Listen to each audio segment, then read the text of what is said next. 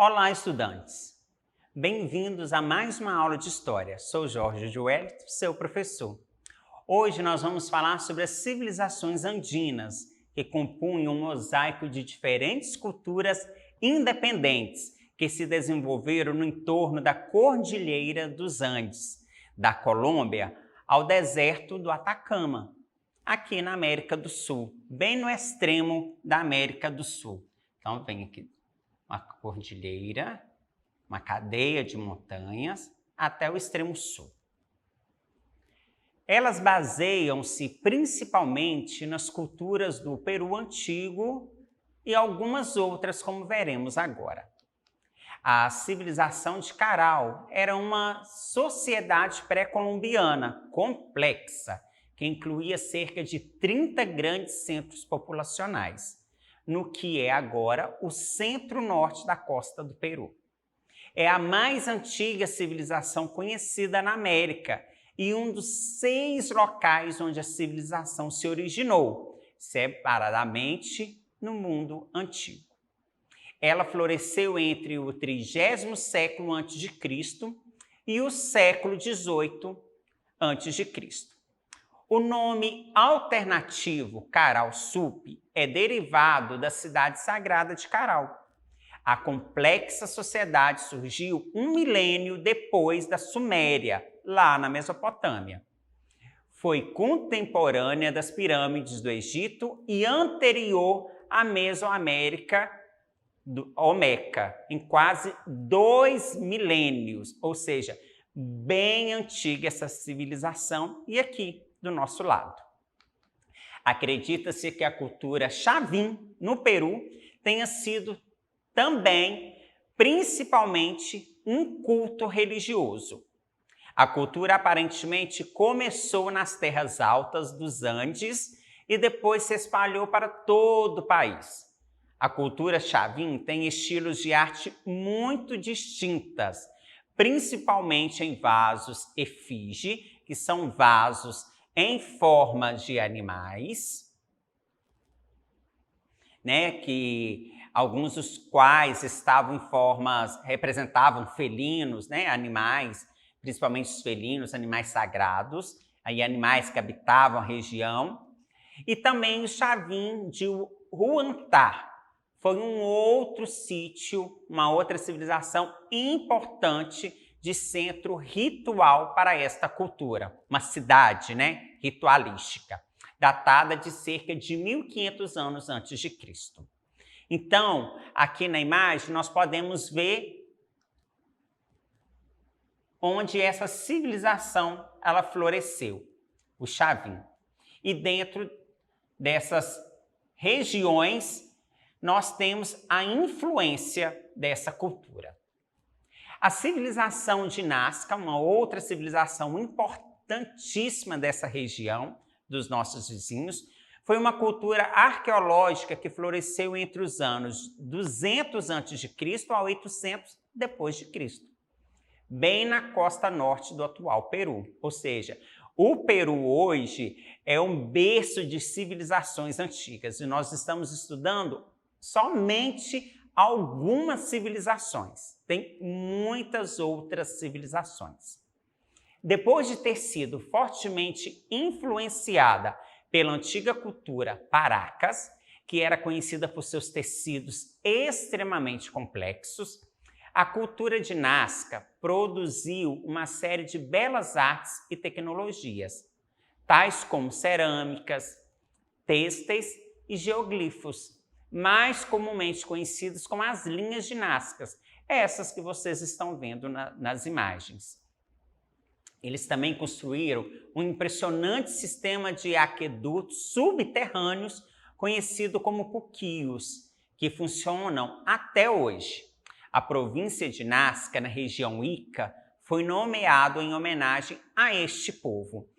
Interessante que essas linhas que traçam os animais, essas figuras geométricas, elas só foram descobertas recentemente, no ano de 1900 e pouco, quando um piloto sobrevoou essa região e lá do alto pôde perceber que tinham desenhos nos solos e nas paredes das montanhas.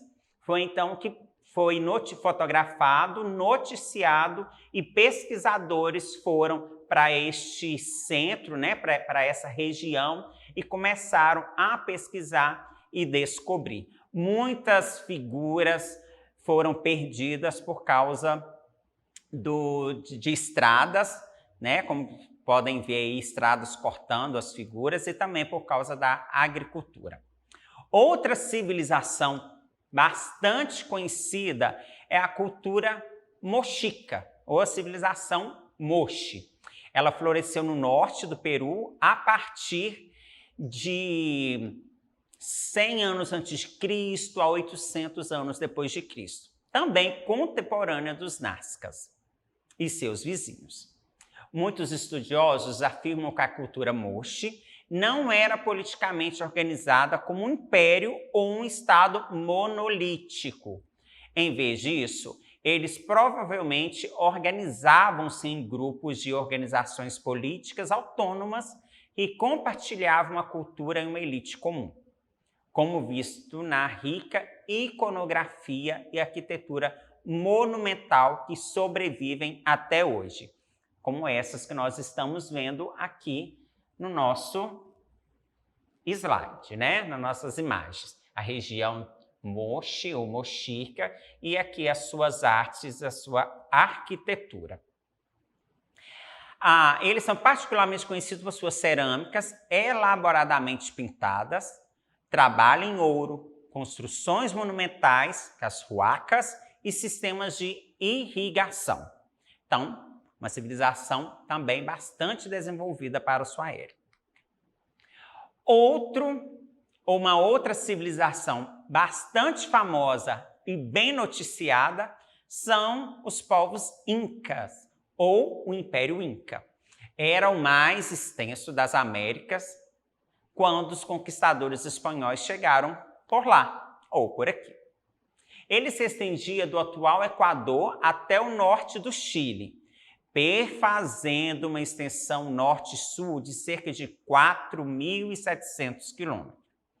O Império Inca, construído através da dominação de outros povos pelos quichuas, deixou os espanhóis maravilhados pelo desenvolvimento cultural alcançado por essa civilização, já que existiam grandes cidades, agricultura desenvolvida, sistemas matemáticos e uma bela arquitetura e uma estrutura estatal que possibilitava o controle e o domínio da região. A ocupação da região por populações que exerciam certa estratificação social, incipientes de estruturas estatais, datam desde antes da era cristã. Eram predominantemente cidades-estado, ou seja, cada cidade tinha o seu líder e a sua estrutura, cujo centro urbano incluía os templos religiosos, havendo disputas bélicas, ou seja, guerras entre as cidades, pela hegemonia regional. Então, cada cidade ela guerreava entre si para ver quem dominava uma região maior. Entretanto, a partir do século VII, possivelmente houve a unificação dos povos andinos em alguns impérios, dentre os quais nós acabamos de ver que são os Incas, que mesmo com cidades-estados foi o maior império dessa cultura, desses povos, né, de antigamente. Então ele vinha do norte do Peru até que o Chile. Então ele compunha 4.700 quilômetros de extensão. E para manter um império dessa proporção, e lembrando que não haviam carros, nem aviões, telefones, celulares, essa tecnologia que nós temos hoje, Então, eles precisavam ser guerreiros, valentes e ter uma dominação da matemática e também uma dominação bélica de guerra sobre os outros povos para conseguirem manter a dominação e manter o império sob controle.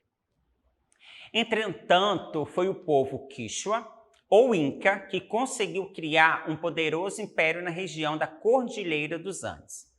A origem do império remonta ao povoado Quichua de Cusco, no Peru, e que conheceu um rápido crescimento a partir do século XIV da nossa era. A dinastia imperial teria sido formada por Manco Cápac e, segundo relatos orais deixados pelos Incas,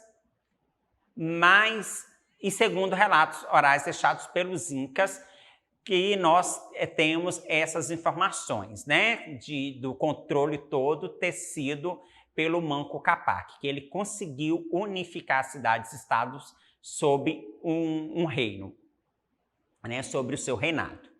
Mas foi no século XV e XVI que o império conheceu o seu auge. A base do império era o trabalho realizado pelos camponeses nas aldeias onde era organizado o trabalho agrícola.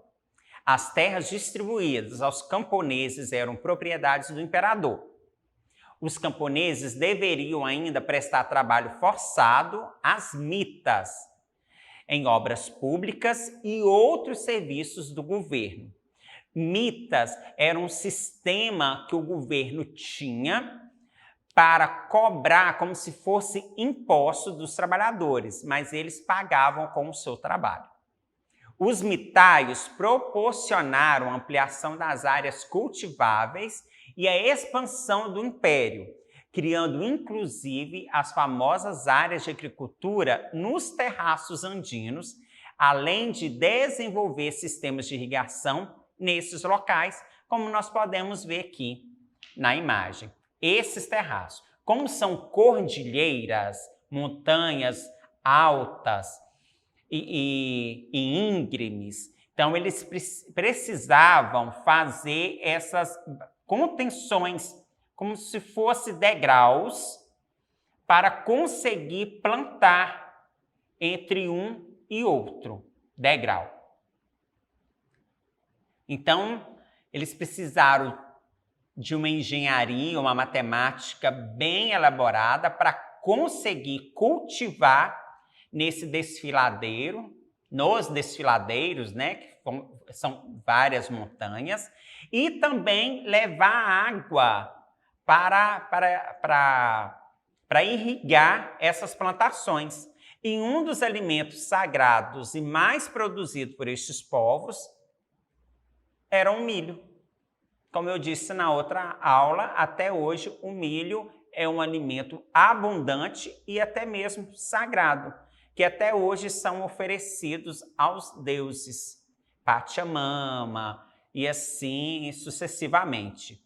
Então eles conseguiam canalizar as águas que desciam das cordilheiras, águas de degelo das neves, e trazer para irrigar aqui as plantações nesses terraços.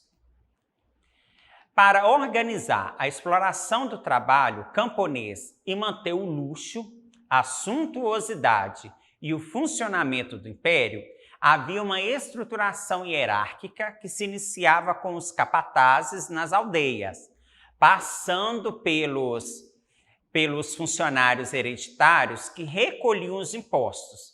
Depois, os governadores das regiões e os chefes que se reportavam diretamente ao Inca, o nome dado ao imperador. Então, era uma classe subordinada à outra. O Inca assumia as funções de chefe de Estado e também religioso, sendo considerado a encarnação do Deus Sol e descendente direto dele. O Inca assumia ainda as funções de legislador, comandante do exército, podendo ainda dispor de várias esposas, apesar de haver uma esposa principal, como se fosse hoje a rainha. A capital, Cusco, era o centro administrativo do império. convergindo neste local as estradas e sistemas de comunicação, como os correios, e além de abrigar os administradores e sacerdotes. Havia ainda outras cidades como Machu Picchu, Tumipampa e Cajamarca, que tinham planejamento e arquitetura elaborado. Recentemente, ainda está em estudo, os arqueólogos ainda estão mapeando, decodificando, dessas estradas que saíam de Machu Picchu, de Cusco, ela vem e, como que eu posso dizer, uma ramificação dessa estrada real, Inca, ela vem parar em Santos, em São Paulo. E dentro de São Paulo, ela ramifica mais para o sul. Se eu não me engano, Santa Catarina ou Paraná. Mas ainda estão sendo levantadas topografias, estudos. Então, eles para ver qual que era a finalidade dessa estrada calçada com pedras, ter chegado numa distância tão grande. Então, os nossos indígenas brasileiros, os nossos tupis, ou os indígenas que habitavam essa região, essa trajetória toda, do Mato Grosso,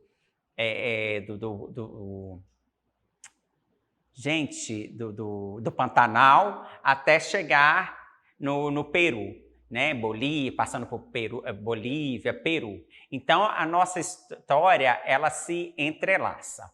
Mas ainda tem muita história ainda a ser descoberta neste caminho real, chamado de o caminho do sol. Mas vamos continuar aqui nos Incas, né? Por enquanto, nos Incas lá no Peru. Os Incas ainda domesticaram animais como as lhamas e a alpaca para realizar os transportes do império, bem como desenvolveram um sistema matemático baseado nos quipus, que através de cordas coloridas e nós eram utilizados para a contabilidade de diversos serviços. Desenvolveram ainda conhecimento na astronomia e astrologia. Esses dois animais, a alpaca e a lhama, são animais até hoje domesticados e também animais sagrados. Com uma população estimada em cerca de 6 milhões de pessoas, o Império Inca não conseguiu resistir à investida dos espanhóis a partir de 1531. Além de não utilizar pólvora, os Incas não tiveram resistência para enfrentar as doenças trazidas pelos europeus. Contribuiu ainda para a dominação espanhola os conflitos sucessórios entre os filhos de Huayna Capac e Huayna Capac, né? Era o rei. Huascar e Atahualpa eram os filhos, e eles queriam suceder o pai, este já morto. O último, Atahualpa, foi vitorioso, mas o enfraquecimento decorrente da sucessão e as disputas entre a aristocracia dos povos dominados e os funcionários do Estado, compostos pelos quichuas, facilitaram a vitória de Francisco Pizarro. Francisco Pizarro era o espanhol que veio para dominar essa região. Então vamos ficar ligadinhos neste nome também importantíssimo para as nossas atividades. Francisco Pizarro. E para acessar a nossa plataforma SMED-GV, aponte a câmera do seu celular na imagem do QR Code que aparece aqui no canto da tela. Acesse nossas redes sociais e se inscreva em nosso canal no YouTube SMED-GV. Deixe um like, um abraço, até a próxima aula.